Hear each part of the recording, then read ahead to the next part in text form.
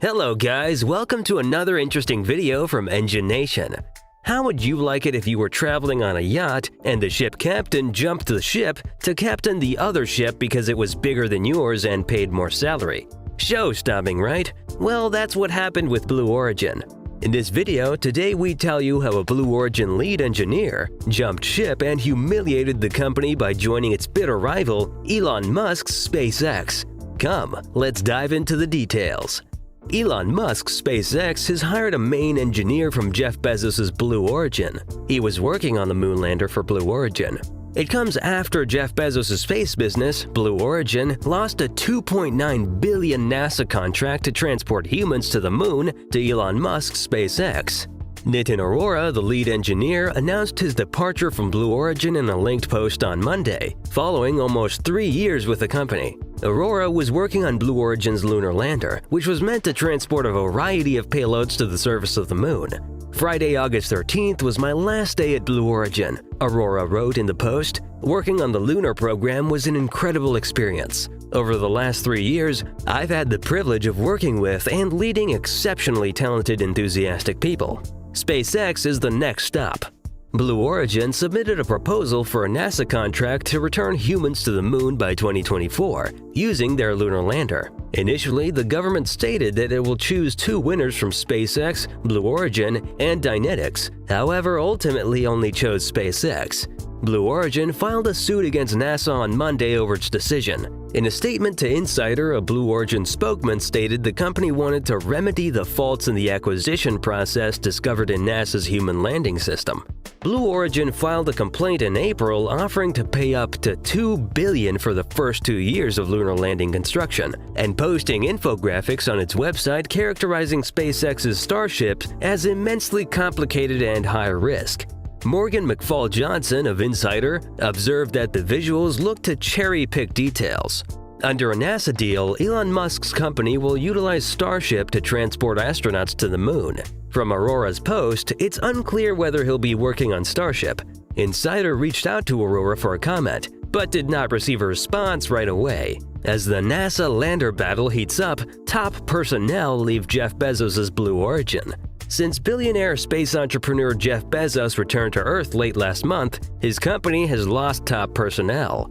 According to CNBC, at least 17 top leaders and senior engineers have departed Blue Origin this summer, with many leaving in the weeks after Bezos' launch.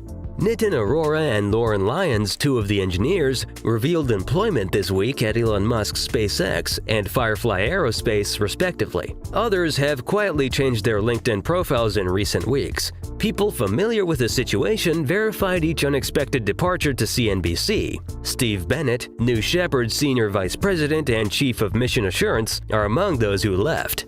Employee evaluations on employment site Glassdoor frequently mention frustration with top management and a sluggish bureaucratic structure among those who announced their departure from Blue Origin. In a response to CNBC, a business spokesman underlined Blue Origin's expansion. In 2020, Blue Origin increased by 850 individuals, and so far in 2021, we've grown by another 650.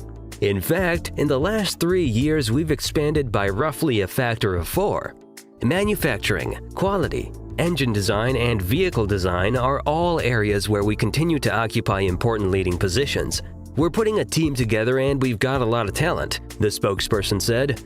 Blue Origin's astronaut lunar lander program employed several of the engineers who departed. When SpaceX was revealed as the sole awardee under NASA's Human Landing System program, receiving a $2.9 billion deal in April, Bezos' company lost its bid for a key NASA development contract. Despite the fact the Government Accountability Office denied Blue Origin's challenge of NASA's decision last month, the firm has continued to push for inclusion in the HLS program. Blue Origin initially started a public relations campaign against SpaceX's Starship rocket before filing a federal lawsuit against NASA on Monday. Bonus of $10,000. With headquarters in Kent, Washington, near Seattle, and sites in Cape Canaveral, Florida, Van Horn, Texas, and Huntsville, Alabama, the company employs over 4,000 people across the country.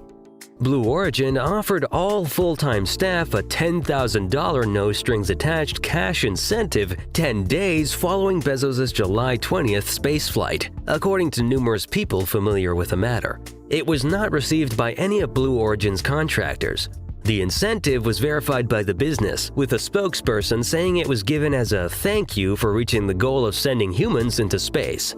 Internally, the incentive was seen as the company's leadership seeking to entice talent to stay in reaction to the number of employees filing notices to quit following the launch, according to two people who spoke to CNBC. When comparing employee satisfaction with Blue Origin's leadership to that of other leading space companies, Glassdoor finds a significant gap. According to Glassdoor, only 15% of Blue Origin employees approve of CEO Bob Smith, compared to 91% for SpaceX's Elon Musk and 77% for United Launch Alliance's Tory Bruno. The HLS fight. NASA's Human Landing System program is a key component of the agency's Artemis plan to return American astronauts to the moon's surface. Last year, NASA awarded almost $1 billion in HLS concept development contracts to SpaceX, Leidos' subsidiary Dynetics, and Blue Origin, with SpaceX earning $135 million, Dynetics receiving $253 million, and Blue Origin receiving $579 million. The space agency is next likely to award hardware development contracts to two of the three companies this year.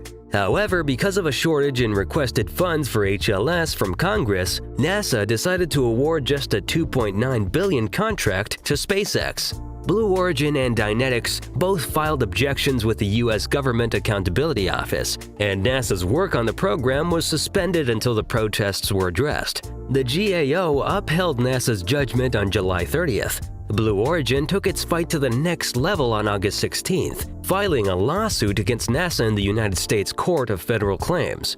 So far, NASA has paid $300 million towards its SpaceX contract, with the payment made on the same day that the GAO rejected the complaints. However, according to court documents, Thursday, the space agency's work on HLS has been suspended once more, this time owing to the Blue Origin case, and will not start until November 1st. There will be significant delays. Since Bezos recruited Smith as CEO in 2017, Blue Origin has struggled to deliver on a number of important projects. Bezos launched the company in 2000 with a vision of a future when millions of people live and work in space for the benefit of Earth. Delays have pushed back Bezos' ambition, underlined by the resignation of Blue Origin's chief operating officer late last year. Delays are usual in the sector, where the phrase "space is hard" is frequently repeated. Bezos was part of the first crew on board Blue Origin's reusable New Shepard rocket, which took him to the edge of space. While no price information has been released, New Shepard competes with Virgin Galactic in the suborbital space tourism market, with Blue Origin having sold almost $100 million in tickets for future passenger trips. Despite the fact that the first crewed New Shepard launch went off without a hiccup, Blue Origin had hoped to start launching humans by the end of 2017. The reusable next-generation rocket that Blue Origin is building but has yet to launch is known as New Glenn. The first New Glenn is not projected to take off until the fourth quarter of 2022. Despite getting $255.5 million from the U.S. Air Force to help construct the rocket, Blue Origin has yet to launch. However, the Pentagon passed on New Glenn for further contracts last year, instead choosing SpaceX and EULA for numerous deals worth billions of dollars, a loss that Blue Origin noted when announcing New Glenn's postponement. However, as Ars Technica revealed earlier this month, Blue Origin has failed to deliver its first flying engines, owing to technical problems and a shortage of hardware for rapid testing. By the end of the year, the company hopes to have two BE-4 engines ready. BE-4 engines are also crucial outside of Blue Origin, since EULA secured an agreement to utilize them to power its Vulcan rockets, opting for Blue Origin over Aerojet Rocketdyne. EULA is aiming to launch its first Vulcan rocket by the end of the year, and Blue Origin's BE-4 engines are likely to be one of the last, if not the last, pieces to be installed before launch. Bezos has spent the previous 2 decades focusing on Amazon, but he has slowly sold parts of his share in the tech giant to fund Blue Origin's development. To the tune of $1 billion a year, if not more, Bezos stepped down as Amazon CEO last month, and many in the space sector anticipate him to devote more time to his space company. That's all for today. Thanks for watching the video. If you enjoyed it, please like, share, and subscribe to our channel for more such exciting content and updates. See you in the next video. Bye!